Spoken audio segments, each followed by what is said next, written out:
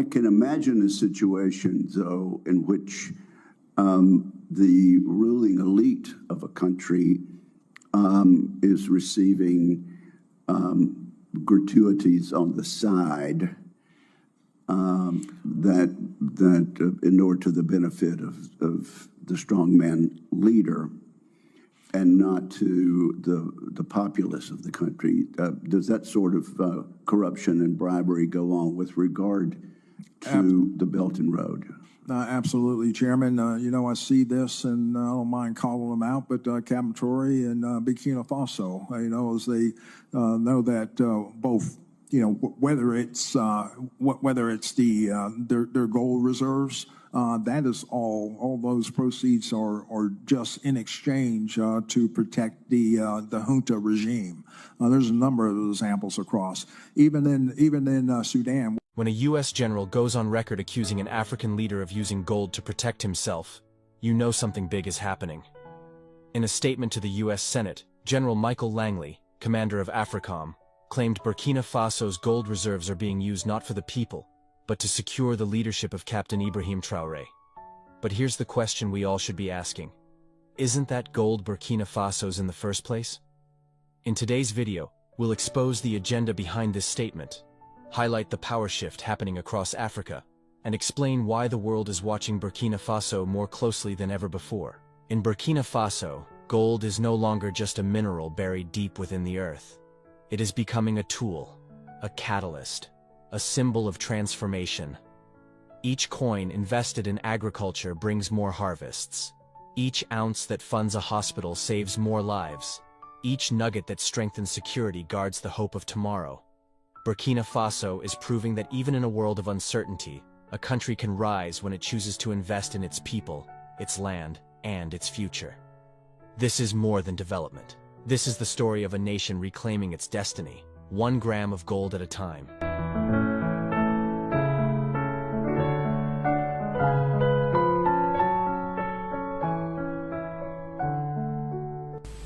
Hello, ladies and gentlemen. The U.S. general has accused Captain Ibrahim Traorè for using gold reserve to protect himself instead of benefiting the people of Burkina Faso. The thing that is not true. The question is why U.S. is concerning about Burkina Faso's gold, and why at this time when Burkina Faso has took control of all of its mineral, and we see road being built, we see financing infrastructures, we see what Captain Ibrahim Traorè is doing.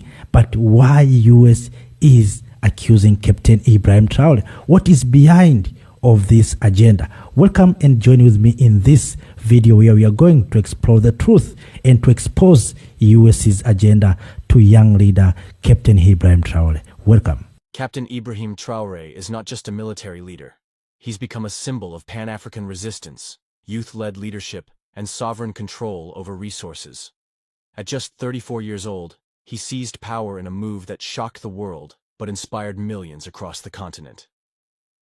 After years of failed leadership, foreign dependency, and endless instability in the Sahel region, Traorè's rise signaled a break from the old guard. Instead of begging for aid, he began talking about resource control, national pride, and security through self-determination. His government began prioritizing domestic gold processing, ending the export of raw minerals, and ensuring value remained in-country. These weren't just policy changes. They were revolutionary statements in a region long controlled by foreign mining giants and foreign-backed governments. Laying the first stone is first and foremost a question of sovereignty. In the environment of gold production in Burkina, for a long time it was said that we were not a gold-producing country. But for some time, gold has become the leading export product. But we do not have control over gold, whether it is research, production, as you have seen the refinery. We asked ourselves lots of questions, and today we decided to put a whole chain together. You follow with fishing that we want to exploit the gold ourselves. And today we are laying the first stone of the refinery. It will no longer be a question of us taking our gold outside to be refined. We refine it on site. We know what the real content of the raw gold that comes out is. That is very important. And also it is necessary that through SONASP, we are in the process of inviting local gold miners to bring the gold back inside, because SONASP is the structure which will buy back the gold, and that we can refine here. A lot of gold leaves Burkina fraudulently, and which also contributes to fueling terrorism. So we invite gold miners, whether collectors or others, to bring the gold back to the central portion, and at the same time also invite SONASP to increase the number of counters to be able to collect the gold. And in addition to this refinery, I hope that in the coming days, we have another bigger project that is underway, and that is waste treatment. A factory which was designed by Burkinabé engineers, which is currently in the test phase, and we hope that in the following hours, they will tell us that the test is conclusive, and that therefore makes a complete chain to be able to valorize our gold. Burkina Faso may be landlocked, but it is rich in what the world wants: gold. The country is one of the top producers in Africa, with reserves worth billions. For decades, these riches flowed out of the country in raw form, enriching corporations in Canada, France, and beyond. The people remained poor. Infrastructure collapsed. Security became a nightmare. So when a leader says, "Enough. We will process our minerals here. We will use our gold to defend ourselves," it sends shockwaves through the corridors of foreign power. And let's be clear, Burkina Faso's move is more than economic policy. It's a direct challenge to the status quo of foreign exploitation dressed as development.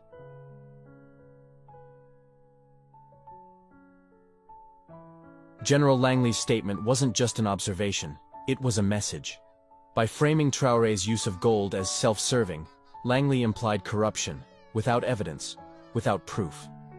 But here's what's hypocritical. AFRICOM exists precisely to project American military power on the African continent. It supports leaders who serve US interests. So when a leader emerges who doesn't need them, who doesn't bow, he's labeled a threat. The statement also reflected an old colonial mindset, that Africa's resources must serve Western-approved purposes. When Africans decide how to use their own gold, it's suddenly a problem? That's not security concern. That's control panic. The framing of Traorè's defense efforts as protecting the elite ignores that his leadership was born out of popular demand. He didn't install himself with US money, he rose through the army, supported by the youth. Et à Bobo Dioulasso. The global gold market is tightly controlled. Western economies hedge currency, insure banks, and back investments with it. So when Africa starts saying, "We'll refine and keep our gold here," you're not just disrupting trade, you're challenging the monetary order. This isn't just about Burkina Faso, it's about sovereignty over value. If African nations begin using gold to back currencies, fund security independently, or resist IMF dependency, the financial ripple effect will be global. That's what they fear. When Western governments lose control over how and where African gold flows, they lose a tool of leverage. This fear manifests as diplomatic pressure, economic threats, and yes, military rhetoric like Langley's. Resource nationalism isn't a dirty word, it's a right. Every country has the right to control what lies beneath its soil. But when African leaders attempt it, they're called dictators, nationalists, or threats. It's the oldest game in the book, and it's one of the main reasons leaders like Patrice Lumumba, Muammar Gaddafi, and Thomas Sankara were eliminated or overthrown. Traorè's crime is not tyranny, it's independence. He is defying a decades-long tradition where African wealth props up foreign economies. By rejecting that model, he invites both admiration from Pan-Africanists and opposition from international stakeholders. You can't talk about Captain Ibrahim Traorè without mentioning Thomas Sankara, the revolutionary leader who once renamed Upper Volta to Burkina Faso, meaning land of upright people. Sankara also pushed for local control of resources, rejected IMF loans, and cut the salaries of top officials, including his own. His vision was of a self-sufficient Africa, proud, independent, and united. But in 1987, that vision was cut short. Sankara was assassinated in a coup many believe had foreign fingerprints. Today, Traorè is walking a similar path, and the global reaction is chillingly familiar. When a young African leader dares to prioritize his people and control national wealth, the old powers start circling again. Western narratives about Africa haven't changed. The media constantly portrays independent African leaders as strongmen, dictators, or military juntas, while ignoring the will of the people behind them. Captain Traorè's rise wasn't some self-serving power grab. It came from a failing system, supported by the youth and the people who were tired of foreign-dominated leadership. But the moment African leaders reject foreign control, the media switches gears. They're corrupt. They're militarizing. They're authoritarian. It's propaganda. And it's not new. The same was said of Kwame Nkrumah, Gaddafi, and even Nelson Mandela at one point. What matters is not how the world sees them, but how Africa remembers and supports them. Burkina Faso is not alone. The Sahel region is undergoing a political transformation. Mali, Niger, and Guinea have also taken bold steps toward reclaiming national sovereignty, cutting ties with foreign forces and pushing for local control. ECOWAS, once seen as a tool for regional unity, is now criticized for acting under Western influence, often pressuring these sovereign nations to conform. But the people are speaking louder than any diplomatic threat. In rallies and social media across West Africa, you'll hear the same thing. We support our leaders. We don't want foreign troops. We want control over our land, our gold, our future. The spirit of Pan-African resistance is alive. And it's not just political. It's cultural, it's generational, and it's unstoppable. Captain Traorè's decision to process gold in-country and remove foreign control sends a dangerous message.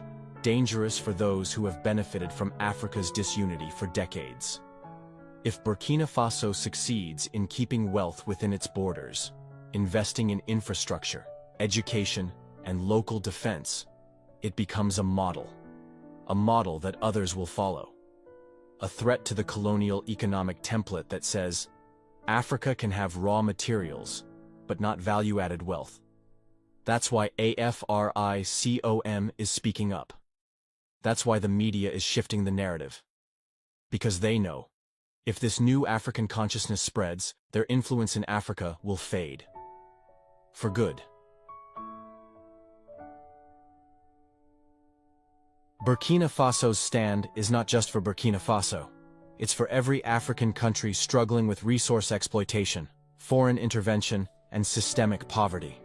The message is clear. We don't need to beg. We need to believe. If one country can control its gold, another can control its oil. If one country can defend its leader from external threats, another can protect its sovereignty. This isn't about war. It's about wisdom. About reclaiming the narrative and deciding as a continent that enough is enough.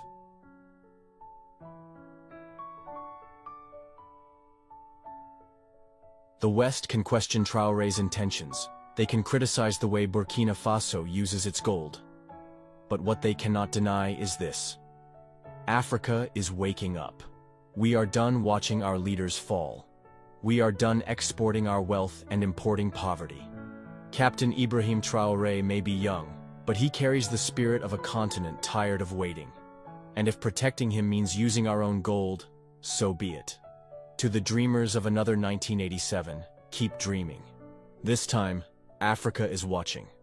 And we will not allow history to repeat itself. If this video moved you, empowered you, or challenged what you've been told, subscribe now. Share this with your brothers and sisters. The narrative is changing. Africa belongs to Africans, and we are just getting started. Wow, welcome back, dear lovely family, friends, fellow Africans. Western powers are under frustration. They didn't see Captain Ibrahim Traorè coming when revolutions took place in Sahel. Right now, they have lost controls of gold, especially in Burkina.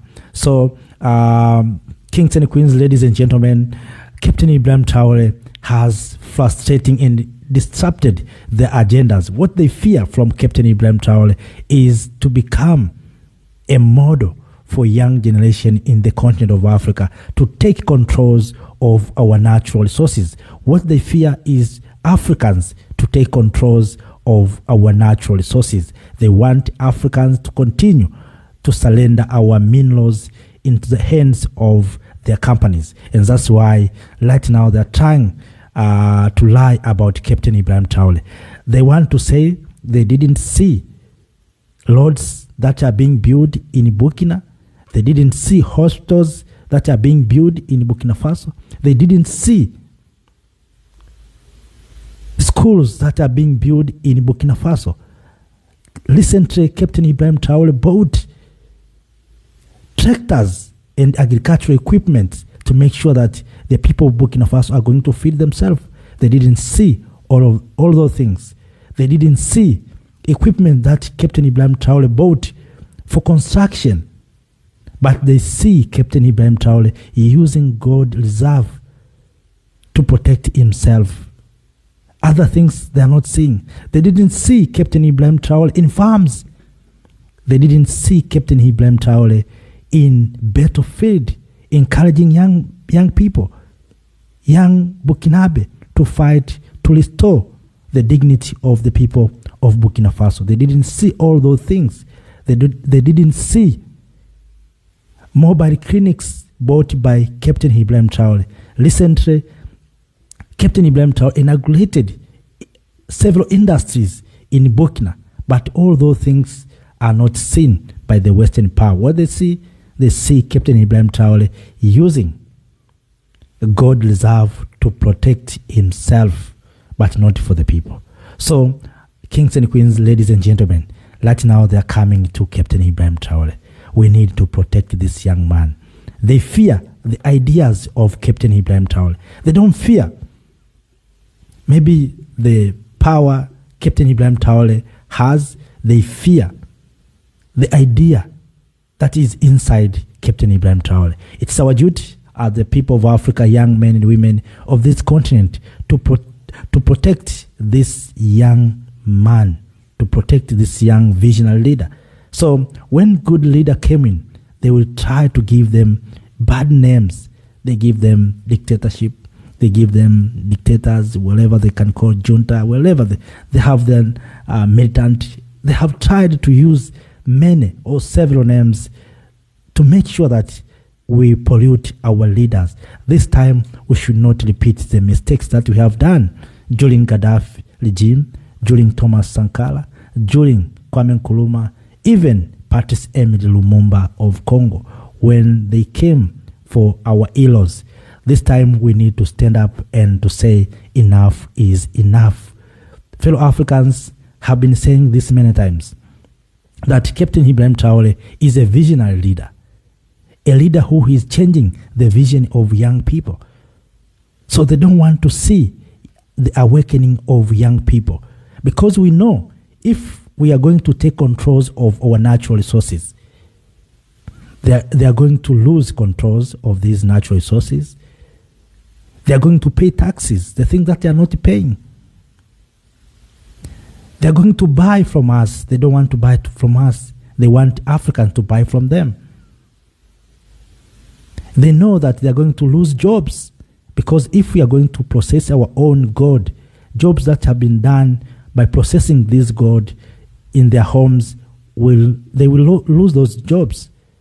So this is not an easy task. This is not an easy task. And that's why Captain Ibrahim Traorè once said, homeland or death. This is the meaning that they will come, they will try to destabilize, they will try even to remove him. We have seen Captain Ibrahim Traorè survived more than 29 coup attempt, but no one is talking about those. But they're seeing other things.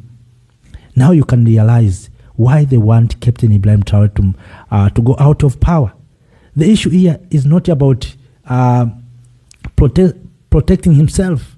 The issue here is how they can access our gold, how they can access our minerals. That's what they're talking about. Right now, they have lost control on our minerals. And you know why? America, Donbass, was removed from Niger, I think, last year. If it is not last year, it is 2 years ago, when a Niger military leader, Mr. General Langley took power.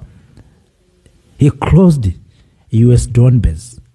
Since then, U.S. has lost monitoring of gold and uranium and other minerals in Sahel. So right now, U.S. what is saying that these countries have using gold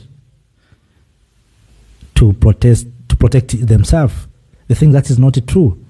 And you remember the president of Ghana, President Nana Addo Akufo, said these things in Washington. So you may ask, where these people are getting these data or these lying? It's we Africans who are betraying one another. Former president of Ghana said the same thing, that Burkina is using minerals to offer Wagner, Russian group, to support or to protect regime. They think that is not true. We have seen what Captain Ibrahim Traorè has done within 2 years. All of us, we have witnessed. We have seen. And in this platform, we have been sharing many things from Burkina, from this continent, from Niger, from Mali, what's happening right now there. If you go across the social media, and one thing that I'm very happy with, even a former African Union ambassador to the United States of America, Her Excellency, Madam Dr. Ambassador Alikana Chiombo-Likwao, went last year in Burkina. She met with Traorè. She discussed with Traorè, and she saw development and changes in Burkina Faso. And yet today, people are coming and saying nothing is happening in Burkina Faso. Burkina Faso gold reserve is not for benefit of the people. So we must reject these lies as Africans. We must reject these lies. We must tell those who are trying to change things on here the truth, that what you are saying is not true. And there's no problem, I think, even for protecting Captain Ibrahim Traorè. What's wrong for our resources, protecting our leaders? What's wrong about that? Because we see even America, they use their own resources to protect their leaders, their territories. So let us, even Africans. So what's wrong for we Africans to use our natural resources to protect our territories, to protect our countries? I think there's nothing wrong. But what I see here is just a panic after losing controls of our resources. And that's what I see. It's not about Captain Ibrahim Traorè using these gold reserves. And these people are those who rejected Burkina to access equipment, logistics, to fight jihadists, to fight terrorism. And today when they see things is happening, they're trying to change stories. We must reject those stories. We must write our own stories. Not a story that will be franchised in Paris, in Washington, or in London, or in Brussels. We must create our own story from Ouagadougou, from Bamako, from Niamey, from Kigali, from Dar es Salaam, from Nairobi, from Kampala, from Accra, from Abuja, from Dakar, from Conakry, from Mogadishu, from Bujumbura. So we have to write our own stories from Kinshasa. Not these stories that have been written outside there. We have to protect Captain Ibrahim Traorè. That is what is important for us, the people of Africa. And we must raise our voice to those who are trying to pollute the image of Captain Ibrahim Traorè. Yes, let us use these resources to protect Captain Ibrahim Traorè. Because these resources have been used for others, to protect others. So what's wrong to use our resources to protect our leaders? And why at this time, when Captain Traorè, the people of Burkina are enjoying the fruits of controlling their natural resources, their gold, we must reject lies. We must reject these stories from outside. Let us write our own story as Africans. What about other leaders about this? Will we come together? Will we unite on this? And what if these people will try to destabilize Burkina? What will we do as Africans? The time has come for we Africans to come together. I've been saying this many times. I said when things went wrong in South Africa, also in Rwanda, I said we Africans will be punished if we are not careful, one by one, whether by sanctions or by any means, economic means. Africans will be punished. Why? Because we are divided. If we are united, no one will talk about South Africa. No one will talk about Rwanda. No one will talk about Burkina. No one will talk about Niger. They will talk about Africa. But right now, we are under division. It is very easy. They started to South Africa. They said South Africa there's genocide, white genocide in South Africa. They have already finished. Now they are moving to, they went to Rwanda. They said Rwanda is killing people in DRC. They finished that.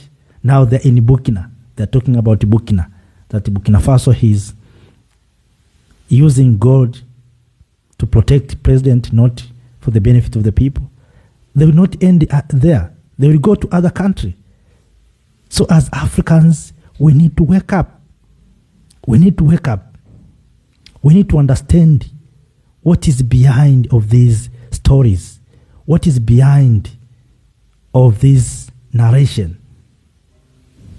They're creating environment where they can try to remove Captain Ibrahim Traorè. They're trying to rob people, to tell the people of Burkina Faso that your president is not doing very well. He used your resources to protect himself.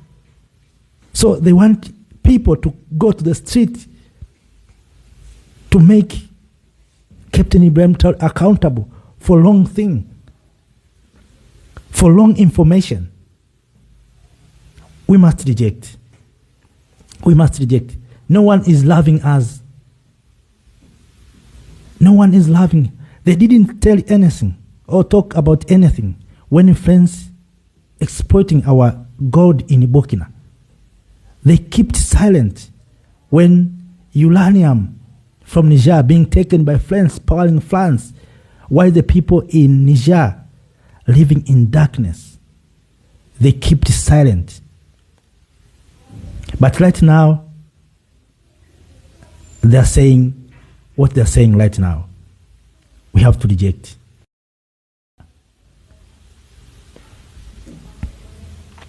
Fellow Africans, kings and queens, we have a duty to unite, because without unity, we'll be defeated. Our strength is within our unity. Now, they're talking about Captain Ibrahim Traorè. We don't know what tomorrow they will say. And we don't know what they are thinking about Captain Ibrahim Traorè. This is a time for we Africans to come together to protect our leaders, to protect our heroes, to protect our brave people here in the continent of Africa.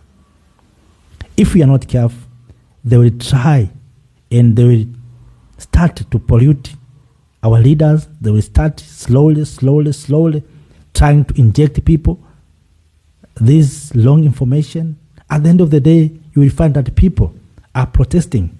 And that's why right now they are pushing, and they are putting pressure on people, especially in Burkina, Mali, and Niger, about elections. That let us demand elections, but that is not our priorities. So they know through election, they will divide people. Now they have seen that through election, they cannot achieve. What they are doing, they are trying now to misinform people. They are trying to misinform people. We have seen good things happened in Burkina. All of us go to the official pages of the president of Burkina Faso. Go to the official pages of the government of Burkina Faso. You will see what good things Captain Ibrahim Traorè has done. Go on social media all over the continent of Africa. We have seen how Captain Ibrahim Traorè was celebrated in Ghana. That was a shock to many African leaders, even the world leaders. It was a shock for the entire world that this man is so visionary, and that's what they fear. So, lovely kings and queens, ladies and gentlemen, have no more